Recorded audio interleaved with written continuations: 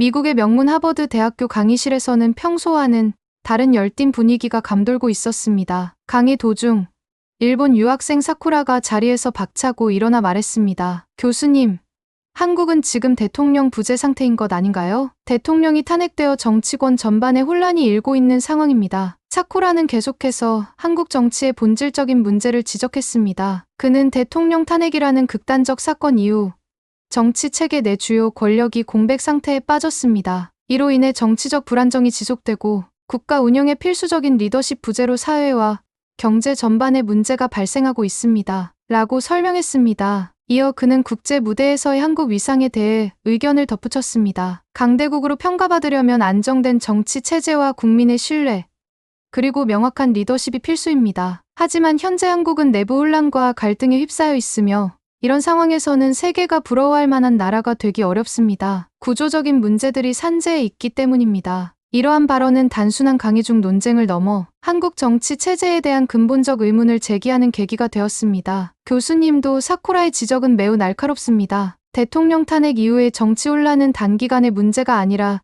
체계 전체를 재검토해야 할 사안입니다. 리더십 부재는 국가 운영의 기반을 흔들며 국제사회에서 한국의 위상을 저하시키는 결과를 초래할 수밖에 없습니다. 라고 의견을 내놓으셨습니다. 하버드 강의실은 단순한 학술 담론의 장을 넘어 국제 정치와 각국 위상에 관한 심도 있는 토론의 장으로 변모했습니다. 사쿠라와 교수님의 대화는 청중들에게 현재 한국 정치 위기를 직시해야 할 필요성을 일깨우고 근본적인 개혁과 리더십 재정비가 시급함을 명확히 보여주었습니다. 이러한 논쟁은 앞으로도 한국 사회와 국제사회에서 중요한 반향을 불러일으킬 것으로 기대됩니다. 해당 내용 시작하기에 앞서 그 전에 잠깐 1초 만에 누를 수 있는 좋아요 버튼을 꼭 눌러주시면 영상 제작에 아주 큰 힘이 됩니다. 그럼 바로 사연 시작하겠습니다. 제 이름은 사쿠라이고 저는 앞으로 6주 동안 한국을 공부해야 한다는 사실이 믿기지 않았어요. 정말 시간 낭비죠. 테디우스 존슨 교수님의 교실에 털썩 앉아 눈을 굴렸어요. 6주 동안 그 모든 정치적 문제가 있는 작은 나라에 대해 이야기한다고요? 저는 이것보다 더 나은 주제가 100가지는 있을 거라고 생각했어요. 한국이라고요? 농담하시는 거죠? 저는 제 뒤에 앉은 루카스에게 속삭였어요. 네모난 안경을 쓴 키 큰 독일 학생은 제가 느끼는 것만큼이나 짜증이 난 것 같았어요. 맞아. 그렇지. 루카스가 속삭여 대답했어요. 그들은 또 다른 대통령을 탄핵했잖아.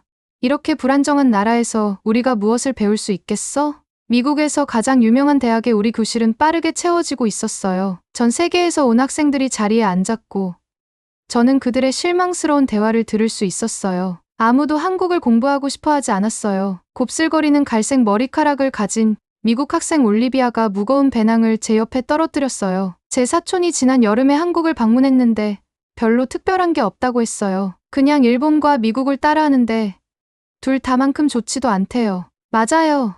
저는 동의했어요. 일본이 더 나은 기술과 음식을 가지고 있잖아요. 중국에서 온 웨이리는 반짝이는 시계를 확인하고 크게 한숨을 쉬었어요. 중국 경제는 한국보다 10배나 더 커요. 중국이 이미 더 잘하지 않은 것을 한국이 우리에게 가르쳐 줄 수 있는 게 뭐가 있겠어요? 프랑스에서 온 마들렌은 긴 머리카락을 드라마틱하게 넘겼어요. 그녀는 항상 패션 잡지에 나올 법한 모습이었어요. 그들의 고속 열차는 그냥 우리 프랑스 TGV의 복사본이에요. 한국인들은 절대 독창적인 것을 만들지 않아요. 교실은 불평으로 가득 찼어요. 우리는 모두 중요한 나라들인 미국, 중국, 독일, 일본에 대해 배우러 왔지.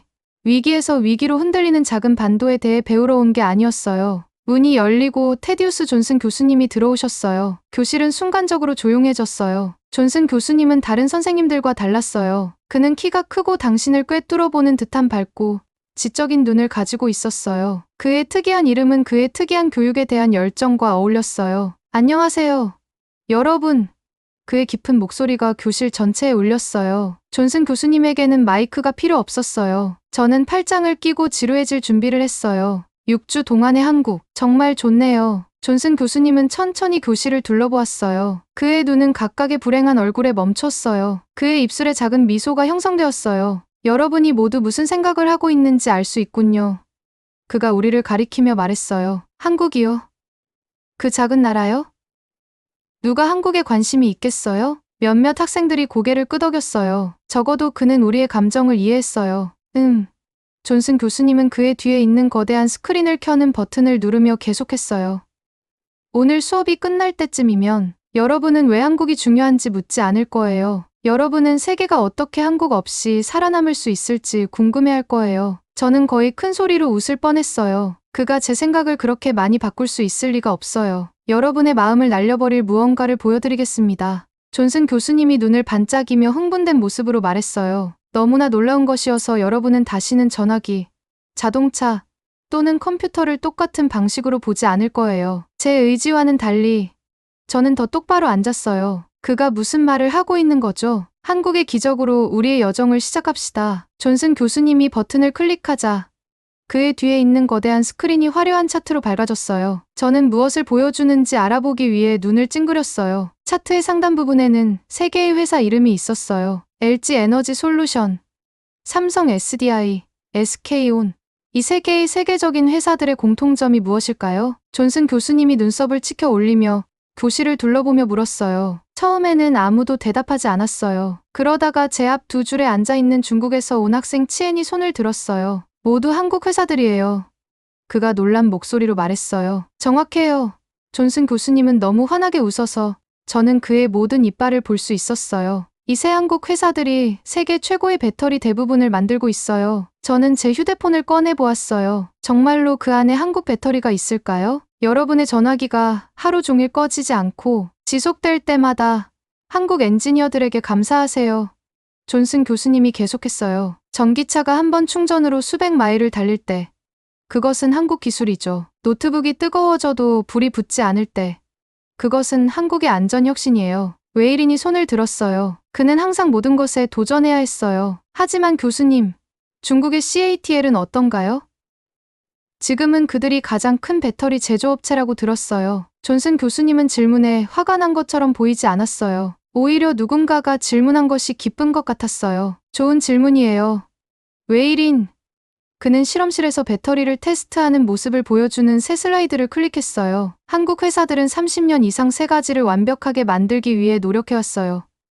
배터리를 더 가볍게, 더 안전하게, 그리고 더 강력하게 만드는 것이죠. CATL은 확실히 빠르게 성장하고 있지만 한국 배터리는 여전히 이 세 가지 중요한 영역에서 선두를 달리고 있어요. 저는 화면에 로봇과 사람들이 함께 작은 배터리, 셀을 만드는 거대한 한국 공장의 영상이 보여지는 것을 지켜봤어요. 마치 공상과학 영화에서 본 것 같았어요. 하지만 한국은 어떻게 이렇게 했을까요? 보통은 조용히 있던 독일 학생 노아가 물었어요. 한국은 작고 석유나 광물과 같은 천연 자원이 많지 않잖아요. 존슨 교수님의 눈이 빛났어요. 그게 이야기의 가장 좋은 부분이에요. 한국은 창의적일 수밖에 없었어요. 1950년대의 한국 전쟁이 그들의 나라를 파괴한 후 그들은 아무것도 없었어요. 포기하는 대신 그들은 더 열심히 일했어요. 화면이 바뀌어 파괴된 나라의 오래된 흑백 사진, 그리고 높은 건물들이 있는 화려한 현대 도시를 보여주었어요. 다른 나라들이 한국의 초기 배터리 시도를 비웃었을 때 한국인들은 포기하지 않았어요. 그들은 개선했어요. 1970년대에 석유가 비싸졌을 때 한국은 공황 상태에 빠지지 않았어요. 그들은 대안을 찾기 시작했어요. 저는 제 배에서 이상한 느낌이 들었어요. 아마도 제가 한국에 대해 잘못 생각했던 것 같아요. 한국의 배터리 기술이 없다면 존슨 교수님이 목소리를 높이며 말했어요. 기후변화와의 싸움은 실패할 거예요. 전기차는 제대로 작동하지 않을 거예요. 여러분의 전화기는 1시간 후에 꺼질 거예요. 재생 에너지는 저장될 수 없을 거예요. 올리비아가 손을 들었어요. 그러니까 세계가 한국을 필요로 한다는 말씀이신가요? 물론이죠.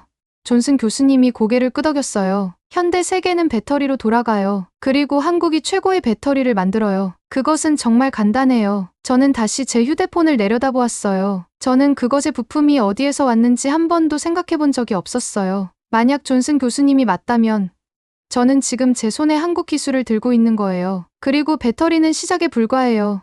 존슨 교수님이 신비로운 미소로 말했어요. 다음으로 한국이 다른 누구보다 더 잘하는 또 다른 놀라운 것을 보여드릴게요. 제 의지와는 달리 저는 자리에서 앞으로 몸을 기울였어요. 이 작은 나라가 또 무엇을 그렇게 잘할 수 있을까요? 존슨 교수님의 다음 슬라이드는 너무 평범해서 저는 거의 웃을 뻔했어요. 그냥 맑은 물 한 잔이었죠. 고급 기술의 배터리에 대해 이야기한 후에 왜 그는 우리에게 물을 보여주고 있는 걸까요? 자, 이제 존슨 교수님이 말했어요. 우리 모두가 생존하기 위해 필요한 것에 대해 이야기해 봅시다. 깨끗한 물이죠. 화면이 바뀌어 서울의 평범해 보이는 주방에서 수돗물이 흐르는 모습을 보여주었어요. 이것은 서울의 수돗물이에요. 그들은 이것을 아리수라고 부르죠. 존슨 교수님이 설명했어요. 이 물이 5시간마다 검사를 받는다는 것을 알고 계셨나요? 그것은 뉴욕, 런던 또는 파리의 물보다 거의 5배 더 자주 검사받는 거예요. 저는 눈썹을 치켜 올렸어요. 물을 검사하는 것이 정말 그렇게 중요한가요? 저는 목이 마를 때 항상 그냥 생수를 샀어요. 올리비아도 같은 생각을 하고 있었나 봐요. 그녀는 손을 들고 말했어요. 하지만 교수님, 미국에서는 그냥 생수를 사요. 아무도 수돗물을 마시지 않아요. 바로 그것이 문제예요. 존슨 교수님이 흥분해서 그녀를 가리켰어요. 서울에서는 정부가 너무 깨끗하고 신뢰할 수 있는 시스템을 구축해서 시민들이 병에 든 물을 사는 대신 수돗물을 마심으로써 엄청난 돈을 절약하고 있어요. 화면이 바뀌어 복잡한 지하 파이프 네트워크를 보여주었는데 작은 점들이 그 위에서 깜빡이고 있었어요. 저 깜빡이는 불빛들은 뭐예요? 저는 화면을 가리키며 물었어요. 좋은 질문이에요. 사쿠라. 존슨 교수님이 저를 향해 환하게 웃었어요. 저것들은 물을 지속적으로 확인하는 수백 개의 센서예요. 그것들은 누구도 아프기 전에 아주 작은 문제도 감지할 수 있어요. 다음 이미지는 많은 컴퓨터 화면이 있는 제어실에서 물 시스템을 지켜보고 있는 사람들을 보여주었어요. 한국은 카메라, 센서, 그리고 AI 컴퓨터를 결합해서 세계에서 가장 안전한 물 시스템을 만들었어요. 존슨 교수님이 계속했어요. 시스템 어디서든 한 방울의 나쁜 것이 있으면 경보가 즉시 울려요. 지금까지 많이 말하지 않았던 루카스가 손을 들었어요. 독일에서는 우리가 우리의 엔지니어링을 자랑스럽게 생각하지만 물과 같이 단순한 것에 대한 이 수준의 세부 사항은 인상적이네요. 루카스가 한국을 칭찬하는 것을 듣고 저는 놀랐어요. 그는 보통 모든 것에 대해 너무 비판적이었거든요. 물은 전혀 단순하지 않아요. 존슨 교수님이 대답했어요. 물은 생명이에요. 깨끗한 물이 없으면 우리는 아프게 돼요. 도시들이 무너져요. 한국은 이것을 이해하고 특별한 것을 만들었어요. 화면은 서울의 한강의 전후 사진을 보여주었어요. 1970년대의 전 사진은 더럽고 오염된 강을 보여주었어요. 후 사진은 강변을 따라 공원이 있고 사람들이 야외 활동을 즐기는 아름답고 깨끗한 강을 보여주었어요. 50년 전, 이 강은 너무 오염되어서 만질 수도 없었어요. 존슨 교수님이 설명했어요. 오늘날 사람들은 그 안에서 수영하고 먹어도 안전한 물고기를 잡아요. 저는 제 고향 일본에 대해 생각했어요. 우리도 깨끗한 물이 있었지만 저는 그것을 안전하게 만드는데 얼마나 많은 작업이 들어갔는지 한 번도 생각해 본 적이 없었어요. 그리고 여기 더 놀라운 것이 있어요. 존슨 교수님이 비밀을 공유하는 것처럼 목소리를 낮추며 말했어요. 이 세계적 수준의 물 시스템은 한국 시민들에게 대부분의 국가들이 더 낮은 품질의 물에 대해 부과하는 것보다 적은 비용이 들어요. 머리를 고치고 있던 마들렌은 거의 주의를 기울이지 않다가 갑자기 올려다보았어요. 그게 어떻게 가능한가요? 더 나은 품질은 보통 더 높은 가격을 의미하잖아요. 그것이 바로 한국의 기적이에요. 존슨 교수님이 말했어요. 그냥 무언가를 잘하는 것이 아니라 모든 사람을 위해 효율적이고 저렴하게 하는 거예요. 저는 제 물병에서 한 모금 마시고 서울의 수돗물이 정말 자판기에서 산 이 비싼 생수보다 맛이 더 좋은지 궁금했어요. 물은 배터리에 비해 지루해 보일 수 있어요. 존슨 교수님이 말했어요. 하지만 한국의 물혁명은 수많은 생명을 구했고 수백만 명의 사람들의 일상생활을 개선했어요. 그날 두 번째로 저는 한국이 제가 생각했던 것보다 더 인상적일지도 모른다고 생각하게 되었어요. 제가 또 무엇에 대해 잘못 알고 있었을까요? 존슨 교수님은 현대적인 유리 전면을 가진 크고 깨끗한 병원을 보여주는 새로운 슬라이드로 넘겼어요. 이제 모든 사람에게 영향을 미치는 것에 대해 이야기해 봅시다. 먼저 의료예요. 그가 말했어요. 그가 계속하기도 전에 올리비아의 손이 너무 빨리 올라가서 저는 그녀의 팔에서 날아갈 것 같다고 생각했어요. 교수님, 제가 이것에 대한 이야기가 있어요. 그녀가 얼굴이 빨개지며 말했어요. 작년에 저는 농구를 하다가 손가락이 부러졌어요. 응급실에서 8시간을 기다렸어요. 청구서가 왔을 때 $3,000였어요. 몇몇 학생들이 숨을 들이켰어요. 부러진 손가락에 $3,000라고요?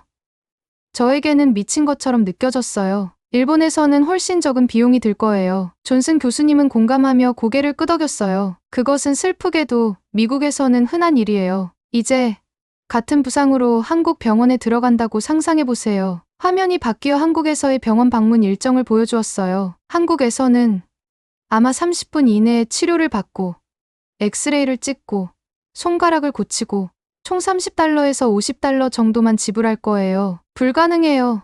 저는 스스로를 멈출 수 없어서 불쑥 말했어요. 어떻게 어떤 나라가 그렇게 저렴하게 좋은 의료 서비스를 제공할 수 있을까요? 존슨 교수님이 저에게 미소를 지었어요. 한국의 의료 시스템은 두 가지 중요한 것을 결합했어요. 효율성과 동정심이죠. 부자든 가난하든 상관없이 모든 사람이 건강보험 혜택을 받아요. 화면은 첨단 의료센터에서 검사를 받는 환자들을 보여주었어요. 한국 병원은 여러분이 필요한 모든 검사를 하루 만에 할 수 있어요. 혈액 검사, 엑스레이, MRI, 모든 것이요. 다른 곳에서는 몇 주가 걸릴 수 있는 일이 한국에서는 몇 시간 안에 일어나요. 노아가 손을 들었어요. 하지만 그렇게 싸고 빠르다면 품질이 형편없을 거예요. 실제로 존슨 교수님이 대답했어요. 한국 의사들은 세계에서 가장 어려운 훈련 중 일부를 받아요. 그들의 의과대학은 매우 경쟁이 치열해요. 그는 다른 나라들의 대기 시간과 비용을 비교하는 차트를 보여주는 새 슬라이드를 클릭했어요. 한국은 속도 면에서는 최상위에, 비용 면에서는 거의 최하위에 있었어요. 한국은 거의 어떤 나라보다도 인구당 MRI와 CT 스캐너가 더 많아요. 그들의 암 생존율은 전 세계적으로 최고 수준이에요. 저는 작년에 중요한 검사를 위해 3주를 기다려야 했던 제 할아버지에 대해 생각했어요. 만약 그가 한국에 있었다면 어땠을까요? 하지만 그들은 이 모든 것을 어떻게 지불하나요? 루카스가 물었어요. 모든 사람이 시스템에 기여하고 정부는 병원과 제약회사와 합리적인 가격을 협상해요.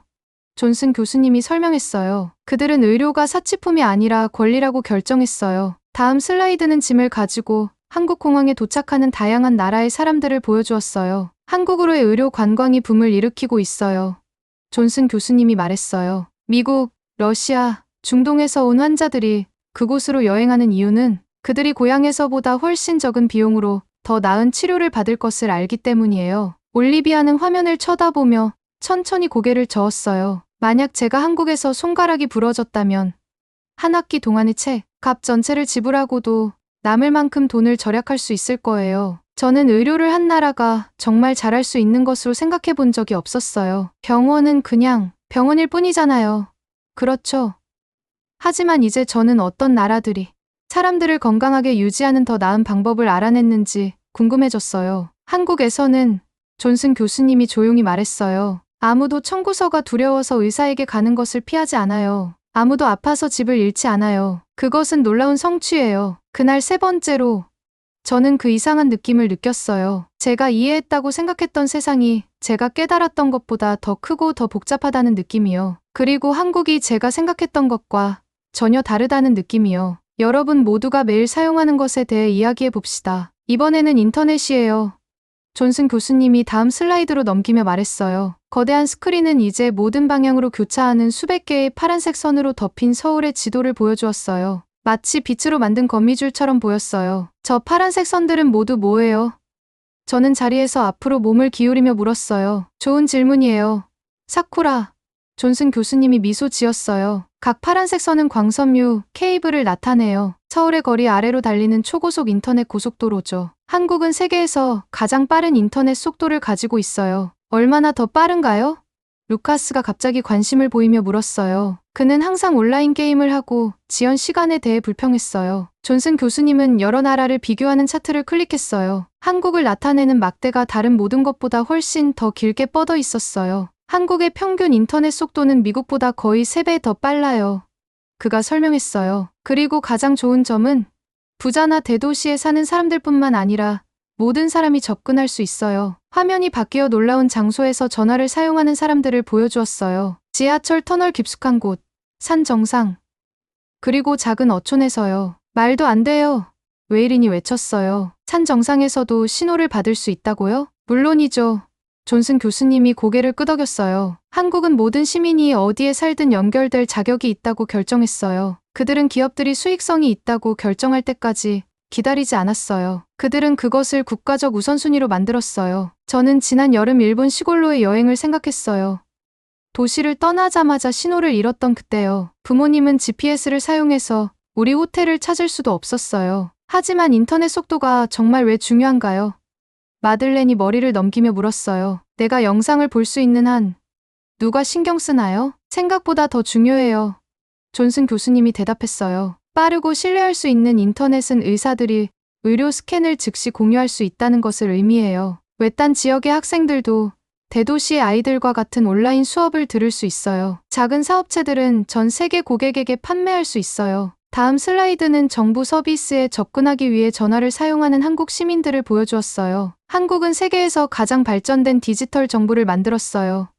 존슨 교수님이 계속했어요. 시민들은 거의 모든 허가를 신청하거나 모든 청구서를 지불하거나 전화해서 모든 정부 서비스에 접근할 수 있어요. 다른 곳에서는 몇 주가 걸릴 수 있는 서류 작업이 몇 분 안에 완료돼요. 올리비아가 손을 들었어요. 제 엄마는 지난달에 운전면허증을 갱신하기 위해 차량국에서 3시간을 보냈어요. 한국에서는 그녀가 5분도 안 되는 시간 안에 전화로 그것을 할 수 있었을 거예요. 존슨 교수님이 말했어요. 중국의 가장 좋은 지역에서도 우리는 이 수준의 디지털 연결을 가지고 있지 않아요. 웨이리는 자신도 모르게 감명받은 듯한 표정으로 인정했어요. 존슨 교수님의 표정이 진지해졌어요. 한국은 많은 나라들이 아직도 이해하지 못하는 중요한 것을 이해했어요. 디지털 분열은 경제적 분열만큼 심각하다는 것이요. 만약 어떤 사람들은 인터넷 접근이 있고 다른 사람들은 없다면 그것은 불공정함을 만들어요. 화면은 젊은 자원봉사자들에게 스마트폰 사용법을 배우는 한국 노인들을 보여주었어요. 한국은 모든 사람이 디지털 세계에 참여할 수 있도록 했어요. 젊은이, 나이 든 사람, 부자, 가난한 사람, 도시인, 시골 사람, 모두요. 그들은 기술과 함께 자라지 않은 노인들을 위한 무료 수업을 제공해요. 저는 할머니가 전화기를 다루는데 어려움을 겪고 우리와 화상 채팅을 하려고 할 때 얼마나 좌절했는지 기억했어요. 한국에서는 누군가가 그녀를 도와주었을 거예요. 한국의 보편적 연결성에 대한 추진이 없었다면 존슨 교수님이 흥분으로 목소리를 높이며 말했어요. 기술로 가능한 것에 대한 세계의 이해는 지금보다 몇 년이나 뒤처져 있을 거예요. 저는 새로운 감사함으로 제 전화기를 내려다보았어요. 인터넷은 소셜미디어와 개인만을 위한 것이 아니었어요. 그것은 사람들을 교육, 의료, 정부 서비스, 그리고 서로에게 연결했어요. 그리고 한국이 그 길을 이끌고 있었어요. 이 나라에 대해 제가 또 어떤 것을 잘못 판단했을까요? 오늘 첫날을 2가지 더 놀라운 한국의 성취, 공공안전과 교통에 대해 살펴보며 마무리합시다. 존슨 교수님이 눈을 반짝이며 흥분된 모습으로 발표했어요. 거대한 스크린은 이제 어디에나 흩어져 있는 수천 개의 작은 카메라 아이콘이 있는 서울의 지도를 보여주었어요. 그 옆에는 제복을 입은 사람들이 생중계 영상을 지켜보는 화면들로 가득 찬 방이 있었어요. 서울은 세계에서 가장 발전된 안전 시스템 중 하나를 가지고 있어요. 존슨 교수님이 설명했어요. 이 카메라들은 서울을 어디에서나 가장 안전한 대도시 중 하나로 만드는 데 도움을 줘요. 하지만 그것이 소름 끼치게 느껴지지 않나요? 루카스가 물었어요. 모든 사람들을 지켜보는 그 모든 카메라들이요? 저도 같은 생각을 하고 있었어요. 영화에서 감시 카메라는 항상 무서운 것으로 보여졌거든요. 그것은 사려 깊은 질문이에요. 존슨 교수님이 고개를 끄덕였어요. 차이점은 한국이 이 시스템을 시민들을 통제하는 것이 아니라 보호하기 위해 사용한다는 거예요. 그 결과로 여성들은 밤에 혼자 걸어도 두려움 없이 다닐 수 있어요. 아이들은 안전하게 야외에서 놀 수 있어요. 저는 작년 여름 서울 방문을 기억했어요. 저는 늦은 저녁 식사 후 혼자서 호텔로 걸어갔지만 한 번도 무서움을 느끼지 않았어요. 그때는 왜 그렇게 안전하다고 느꼈는지 생각하지 않았어요. 사실 저는 스스로 크게 말하고 있었어요. 제가 서울을 방문했을 때 실수로 카페에 제 배낭을 거의 1시간 동안 놓고 왔어요. 당황해서 달려 돌아갔을 때 여전히 그곳에 있었는데 지갑과 전화기도 포함해서 모든 것이 안에 그대로 있었어요. 존슨 교수님이 저에게 따뜻하게 미소 지었어요. 그것이 바로 요점이에요. 사쿠라, 한국의 공공안전 개념은 단지 기술에 관한 것이 아니에요. 그것은 상호 신뢰와 공동체 배려를 바탕으로 구축되어 있어요. 화면이 바뀌어 아름다운 풍경을 통과해 달리는 세련된 총알 열차. 그리고 사람들이 부드럽게 움직이는 깨끗한 지하철역을 보여주었어요. KTX라고 불리는 한국의 고속 열차는 99.9%의 정시성을 유지하고 있어요. 존슨 교수님이 계속했어요. 그것은 그들이 거의 늦지 않는다는 것을 의미해요. 심지어 1분도요. 불가능해요. 마들렌이 외쳤어요. 심지어 우리 프랑스의 TGV 열차도 가끔 지연돼요. 한국 열차는 시속 300km 이상으로 달려 전국을 연결해요. 존슨 교수님이 설명했어요. 하지만 속도만이 유일한 인상적인 부분은 아니에요. 다음 슬라이드는 노트북으로 작업하고 휴대폰으로 영화를 보고 태블릿으로 게임을 하는 아이들이 있는 열차 안의 사람들을 보여주었어요. 모든 한국 열차는 완벽한 와이파이 연결성을 가지고 있어요. 그가 말했어요. 그들의 교통 시스템은 사람들의 시간을 가치 있는 것으로 존중해요. 열차에 갇혀 있다고 해서 세상과 단절된다는 의미는 아니에요. 저는 일본의 열차에서 인터넷이 끊기는 좌절감을 기억했어요. 특히 터널이나 산에서요. 제 음악이 갑자기 멈추고 메시지가 전송되지 않았죠. 하지만 가장 인상적인 것은 존슨 교수님이 계속했어요. 모든 것이 함께 작동하는 방식이에요. 버스, 지하철, 고속열차가 모두 완벽하게 연결되어 여러분은 전화로 전체 여정을 계획하고 한 장의 카드로 지불할 수 있으며 환승은 오래 기다리지 않도록 시간이 맞춰져 있어요. 올리비아가 손을 들었어요. 지난달 저는 버스 연결을 놓쳐서 다음 것을 위해 2시간을 기다려야 했어요. 한국에서는 그런 일이 거의 발생하지 않아요. 존슨 교수님이 대답했어요. 그들의 시스템은 농촌 마을 사람들과 도시 거주자들이 모두 쉽고 저렴하게 여행할 수 있도록 설계되어 있어요. 수업이 끝날 무렵 존슨 교수님은 우리 모두를 둘러보았어요. 저는 교실이 변했다는 것을 깨달았어요. 아침의 눈굴림과 지루한 표정은 사라졌어요. 모든 사람이 앉아서 집중하고 놀라워하고 있었어요. 오늘 본 것은 시작에 불과해요. 존슨 교수님이 부드럽게 말했어요. 70년 전에 세계에서 가장 가난한 나라 중 하나였고 전쟁으로 파괴되었으며 천연 자원이 거의 없었던 작은 나라가 열심히 일하고 교육하고 결단력을 통해 스스로를 변화시켰어요. 그는 잠시 멈추었고 방은 완전히 조용했어요. 한국은 한국가가 한계를 받아들이기를 거부할 때 무엇이 가능한지 보여줘요. 그들이 사람들에게 투자할 때, 그들이 전통과 혁신을 모두 수용할 때 세계는 한국의 기여 없이는 더 어둡고 덜 연결되고 덜 효율적인 곳이 되었을 거예요. 제가 책을 싸면서 저는 오늘 아침에 제 태도에 대해 창피함을 느꼈어요. 그 나라에 대해 아무것도 모르면서 한국과 전체를 무시했던 저는 얼마나 오만했던가요. 교수님, 저는 다른 사람들이 나가는 동안 그의 책상으로 다가가며 말했어요. 제가 교수님께 사과드려야 할 것 같아요. 저는 한국에 대한 너무 많은 잘못된 생각을 가지고 왔어요. 사과할 필요 없어요. 사쿠라. 그는 친절하게 미소 지었어요. 그저 이 놀라운 나라가 우리 모두에게 가르쳐 줄 수 있는 것에 대해 열린 마음을 갖겠다고 약속해 주세요. 그럴게요. 저는 약속했어요. 그리고 저는 서울을 다시 방문하고 싶어요. 이번에는 새로운 눈으로요. 교실을 나가면서 저는 제 휴대폰, 물병, 심지어 복도의 조명도 내려다보았어요. 제가 알지도 못한 채 매일 사용하는 다른 얼마나 많은 놀라운 한국의 혁신들이 있는지 궁금했어요. 오늘의 이야기는 여기까지입니다. 사연 보내주신 사쿠라님 감사드리고요. 오늘 사연 어떻게 들으셨나요? 오늘 사연 감동적이시면 구독, 좋아요, 알람 설정 부탁드릴게요. 그럼 지금까지 일본인이 보는 한국 탄핵 사연을 들려드린 감동곡간입니다. 그럼 끝까지 영상 시청해주신 모든 분들께 정말 감사합니다. 앞으로 더 좋은 영상으로 찾아뵐게요. 구독, 좋아요 꼭 부탁드릴게요. 감사합니다.